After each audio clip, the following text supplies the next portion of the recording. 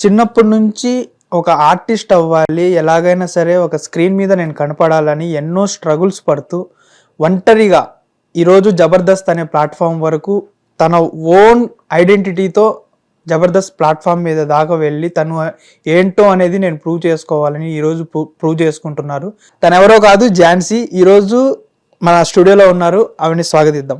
Hi Jhansi. Hi. How are you? Fine. ఎలా నడుస్తుంది shoots అవన్నీ? Full busy. బానే ఉంది. ఫుల్ బిజీగా ఉన్నా ఈరోజు నా కోసం టైం కేటాయించి వచ్చావు. Thank you. And first of all congratulations. నువ్వు పడ్డ కష్టాలకి ఈరోజు ఫలితం అనేది దక్కిందని అనుకుంటున్నాను. సో ఎలా అనిపిస్తుంది అంటే ఎన్నో స్ట్రగుల్స్ పడుతూ ఈరోజు జబర్దస్త్ అనే ప్లాట్ఫామ్ మీద నిన్ను నువ్వు చూసుకోవడం ఎలా అనిపిస్తుంది? చాలా హ్యాపీగా అనిపిస్తుంది. అంటే ఎంతో మంది ఎన్నో మాటలు అన్నారు, ఒక్కదానివే ఈరోజు అంటే నీ వెనకాల బ్యాక్ బోన్ ఎవ్వరు లేకపోయినా కానీ ఈరోజు ఒక్కదానివే నిలబడ్డావు. సో దానంతటికి ఫలితం దక్కింది ఈరోజు. చాలా దక్కింది. ఇంకా దక్కాలని అనుకుంటున్నాను. అంటే ఇంకా దక్కాలంటే ఆల్రెడీ ప్రూవ్ చేసుకుంటున్నావు కదా? చేసుకుంటున్నాను. అంటే ఇదే కాకుండా ఇంకా సీరియల్స్ లో కొంచెం మంచి మంచి అవకాశాలు రావాలని. అదే ఇప్పుడే కెరీర్ ఇప్పుడే స్టార్ట్ అయింది కాబట్టి మెల్లగా. ఓకే, ప్రాపర్ అసలు ఎక్కడ మీది? ప్రాపర్ మాది తుని దగ్గర, అమ్మమ్మ వాళ్ళది లావుకొత్తూరు, ఓకే. నాన్నమ్మ వాళ్ళది అన్నవరం దగ్గర జీ కొత్తపల్లని, గొంజు కొత్తపల్లని ఊరు. ఓకే. ఇంకా అక్కడ తుని నుంచి హైదరాబాద్. ఎడ్యుకేషన్ ఇదంతా తునిలోనా హైదరాబాద్లోనా మొత్తం? మా ఊరి పక్కన తుని పక్కనే వెలంకొత్తూరు అని చిన్న గ్రామం ఉండేది, అందులోనే 10th వరకు కంప్లీట్ చేసా. ఇంటర్ వచ్చేసి తునిలో చేసా. ఓకే. తర్వాత హైదరాబాద్. ఏం చదువుకున్నావు? MLT చేసా. అది కూడా డిస్కంటిన్యూ చేసేసి. ఎందుకు? కొన్ని ప్రాబ్లమ్స్ వల్ల డిస్కంటిన్యూ ఏంటి చేసి. ప్రాబ్లమ్స్ అంటే ఏంటి? అంటే కొంతకాలం వరకు అమ్మ ఉండేది, 7 years వరకు. తర్వాత అమ్మ చనిపోగానే 10th వరకు అమ్మమ్మ దగ్గర ఉన్నా. అలాగే ఇంటర్ కూడా చదువుకుందాం అనుకున్న స్టేజ్ లో ఇంకా చిన్న ఇష్యూల వల్ల ఇంటి వదిలేసి హైదరాబాద్ రావాల్సి వచ్చేసింది. హైదరాబాద్ వచ్చి అసలు ఒక్కదానివి హైదరాబాద్కి వచ్చి అసలు ఎక్కడున్నావు? అంటే అందరు అబ్బాయిలు చెప్తూ ఉంటారు హైదరాబాద్కి వచ్చాను 500 రూపాయలు తీసుకుని ట్రైన్ ఎక్కేసని. ఒక ఆడపిల్లగా ఎన్ని కష్టాలు పడి ఉంటావు హైదరాబాద్కి వచ్చేసి? చాలా. హైదరాబాద్ అంటే నాకేందో తెలీదు. ఊర్లో ఏంటి, హైదరాబాద్ అంటే పెద్ద ఊరే అనుకునేదాన్ని. ఇంకా ఏం తెలియకుండానే ఒక చిన్న బ్యాగ్ తీసుకొని ట్రైన్ ఎక్కేసా. దిగిన వెంటనే రైల్వే స్టేషన్ నుంచి ఎటు వెళ్ళాలో తెలియదు. ఏదో బస్సు ఎక్కినా అది తిన్నంగా యూసఫ్ కూడా తీసుకొచ్చింది. బస్ స్టాప్ దగ్గర దిగిన అక్కడి నుంచి 1 month బస్ స్టాప్ లోనే నిద్రపోయినా. 1 month? 1 month ఒక 1.5 ఏ ఇయర్ లో ఇది? 2020-21 జరిగింది. అమ్మా. బస్ స్టాప్ లోనే నిద్రపోయినా. అక్కడ ఎవరైనా పెడితే తినడం, లేకపోతే ఏదైనా పని చేసుకోవడం. అంటే పని అంటే ఏం చేసుకున్నావు? లైక్ టిఫిన్ షాప్ లో ఇట్లా లైక్ ఉంటాయి కదా ప్లేట్లు కదా. అదే తప్పు కాదు, పని చేసుకున్నా. తర్వాత ఇంకా అక్కడ ఉండడం వల్ల ఒక కొంతమంది వల్ల మళ్ళీ అక్కడి నుంచి మాదాపూర్ షిఫ్ట్ అయినా. మాదాపూర్ షిఫ్ట్ అయ్యి అక్కడ ఒక స్వీట్ షాప్ లో వర్క్ చేసా. అక్కడ కూడా ఎక్కడ ఉండాలో తెలియలేదు. అక్కడ కూడా స్వీట్ షాప్ దగ్గరే నైట్ అంత వరకు చేసుకొని, నైట్ ఏ టైం అయినా కూడా స్వీట్ షాప్ మెట్ల పైన పడుకున్నా. మళ్ళీ మార్నింగ్ అయితే స్వీట్ షాప్ లో వాష్రూమ్స్ లోనే ఫ్రెష్ అయ్యి మళ్ళీ డ్యూటీ ఎక్కడం. అలాగ ఒక జరిగింది 30 days. ఎన్ని ఇయర్స్ కష్టపడ్డావు అలాగా? 2.5 years అలానే బయట ఉండడం, తినడం. ఒక పూట ఉంటుంటే ఒక పూట ఉండేది కాదు అట్లా.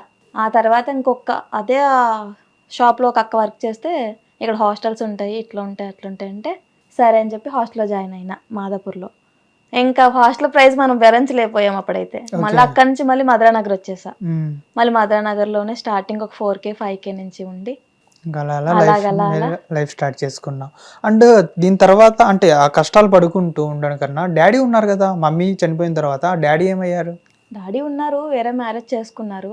సెకండ్ మ్యారేజ్ చేసుకున్నారు. కొంతకాలం బాగానే చూసుకున్నారు. ఇంకా తర్వాత ఆయన ప్రెజర్ వల్ల ఆయన లీవ్ చేయడం, ఇంకా నేను అమ్మమ్మ దగ్గర ఉంటానని చెప్పడం. అమ్మమ్మ ఆయన అంత బ్యాడ్ కాదు, చూసుకునేవారు.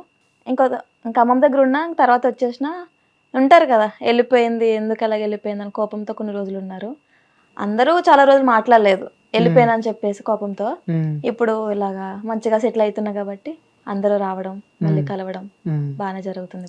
అండ్ ఇప్పుడు ఇంకోటి చూసుకుంటే నువ్వు అన్ని కష్టాలు పడుకుంటూ అంటే ఊర్లోనే ఉండొచ్చు కదా, హైదరాబాద్కి వచ్చి తెలిసి తెలియని ఊరు వచ్చేసి కష్టాలు పడుకుంటూ ఎవరు ఎలా ఉంటారో తెలియని సిటీ. దట్టు ఇంకోటి ఏంటంటే గ్లామర్ ఫీల్డ్ ఇక్కడే ఉంటుంది. సో మన ఇండస్ట్రీ మొత్తం ఇక్కడే ఉన్నది. అంటే ఏ టైంలో ఎవడొచ్చి ఎటు నుంచి అటాక్ చేస్తాడో కూడా తెలియదు. సో ఎందుకు అన్ని డైరీ తీసుకున్నావు? ఊర్లో ఉంటే ఇంక ఇంట్లో ఆడపిల్ల బయటకు వెళ్ళకూడదు అన్న కాన్సెప్ట్ ఒకటి ఉంటది కదా, దాని వల్ల నాకేం తెలిసేది కాదు. అంటే ఒక జైల్లో పెట్టేసినట్టు ఉండేది. నాకు ఇది చెయ్యాలి, అక్కడికి వెళ్ళాలి, ఇలాగ నేను యాక్టర్ అవ్వాలనుకుంటున్నా కదా, ఏదన్నా చెయ్యాలనిపించేది. ఇంకా అసలు ఎక్కడ మొదలైంది యాక్టర్ అవ్వాలి అని పిచ్చి? ఎక్కడ మొదలైంది నీకు? అసలు ఎవరిని చూసి మొదలైంది? ఎప్పటి నుంచో చిన్నప్పటి నుంచి టీవీలో చూస్తుంటే అక్కడ కూడా నేను కనిపించాలి, నాలో ఉంది కదా, నేను చేయగలను కదా అనిపించి టిక్ టాక్ చేసేదాన్ని. అప్పుడు టిక్ టాక్ చేసిన 3-4 months కి అది బ్యాన్ అయిపోయింది.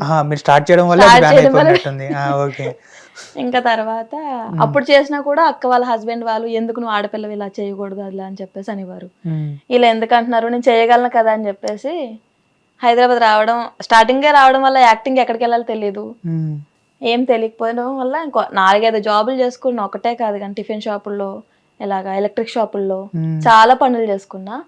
ఆఖరికి అలాగలా ఒక ఆఫీస్లో అయితే సెటిల్ అయినా. ఒక 4.5 years వరకు చేశాను. ఏ ఆఫీస్? ఇక్కడే ఉంటది జూబ్లీ హిల్స్ లో.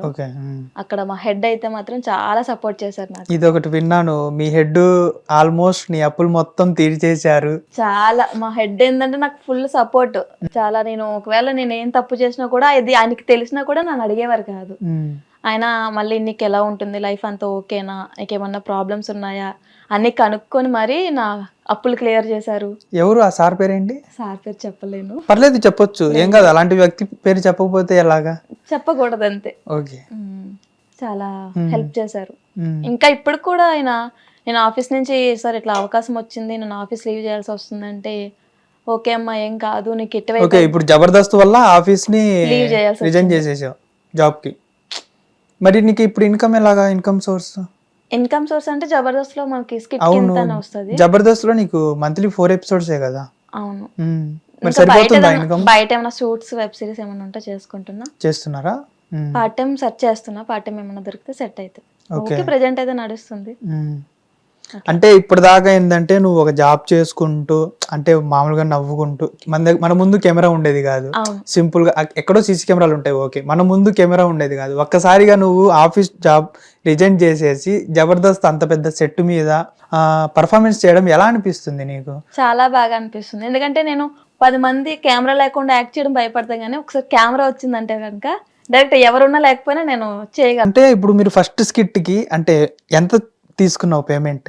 ఫస్ట్ స్కిట్ పేమెంట్ అంటే అప్పటిదాకా ఎప్పుడు తీసుకోలేదు, ఒక ఆర్టిస్ట్ గా ఎప్పుడు పేమెంట్ తీసుకోలేదు? లేదు. అదే ఫస్ట్ స్కిట్, ఫస్ట్ పేమెంట్ అది ఆర్టిస్ట్ గా? లేదు. బయట నేను సిరీస్ నార్మల్ చేస్తుంటా కదా. ఓకే, దానికి తీసుకున్నా. సిరీస్ ఇంత ముందు చేసినా గానీ దానికి పేమెంట్ ఇచ్చేవారా? అంటే కొంతమందికి ఇవ్వరు కదా బయట ఫ్రీగా, అంటే ఛాన్సెస్ కోసం ఎదురు చూసే వాళ్ళకి ఛాన్స్ రావడమే గొప్ప అన్నట్టుగా కొంతమంది ఉంటారు. కానీ నేను చేసేవి ఏంటంటే నా గురించి వాళ్ళకి తెలుసు. ఓకే. తెలియడంతో తనకి ఇవ్వాలి అన్న ఆలోచనతో లైక్ బాగా చేస్తుంది కదా. అంత దూరం నుంచి, ఇక్కడ నుంచి నేను మహబూబాద్ కి అట్లా ట్రావెల్ చేసుకుంటూ వెళ్ళేదాన్ని. అంత దూరం నుంచి వచ్చింది కదా అని చెప్పి వాళ్ళు 1500 అవని 1000 రూపీస్ అవని వాళ్ళు ఇచ్చిందని తీసుకునేదాన్ని, డిమాండ్ చేసేదాన్ని కాదని. ఓకే. అంటే ఛాన్స్ కోసం వెయిట్ చేస్తున్నావు అంతే. అంటే ఇది పేమెంట్ గురించి ఎప్పుడైనా ఆలోచించలేదు. ఏమో ఇందులో చేస్తే ఇందులోనే హిట్ అవ్వచ్చు, లేకపోతే దీని నుంచి ఏదైనా ఆపర్చునిటీ రావచ్చు కదా అన్న ఆలోచనతో ఉండేదాన్ని. హిట్ టీవీ యాప్, ఇందులో short news, live news, entertainment shows, movies, digital magazines తో పాటు మీ జిల్లా వార్తలను కూడా ఫ్రీగా చూడొచ్చు. ఇంకెందుకు ఆలస్యం, వెంటనే హిట్ టీవీ యాప్ ని డౌన్లోడ్ చేసుకుని ఫ్రీగా ఎంటర్టైన్మెంట్ పొందండి. Hit TV app. Hit TV app. Please download hit TV app. Hit TV app ని ఫ్రీగా డౌన్లోడ్ చేసుకుని ఎంజాయ్ చేయండి. మీకు నచ్చిన ఎంటర్టైన్మెంట్ కోసం హిట్ టీవీ యాప్ ని ఫ్రీగా డౌన్లోడ్ చేసుకుని ఎంజాయ్ చేయండి. హిట్ టీవీ యాప్ ని డౌన్లోడ్ చేసుకుని ఆస్వాదించండి, ఆశీర్వదించండి. ఇంతమంది సెలబ్రిటీలు హిట్ టీవీ యాప్ ని డౌన్లోడ్ చేసుకోండి అని చెప్తున్నారంటే ఎంత మంచి యాప్ ఆలోచించండి. అమెరికాలో చదవాలనుకునే వాళ్ళకి విశ్వసనీయమైన పేరు మన శౌర్య కన్సల్టెన్సీ. UK లో 1 year masters, UK లో 1 year masters, 2 years work permit up to 5 years visa. Contact Saurya Consultancy. Contact 89851 89851.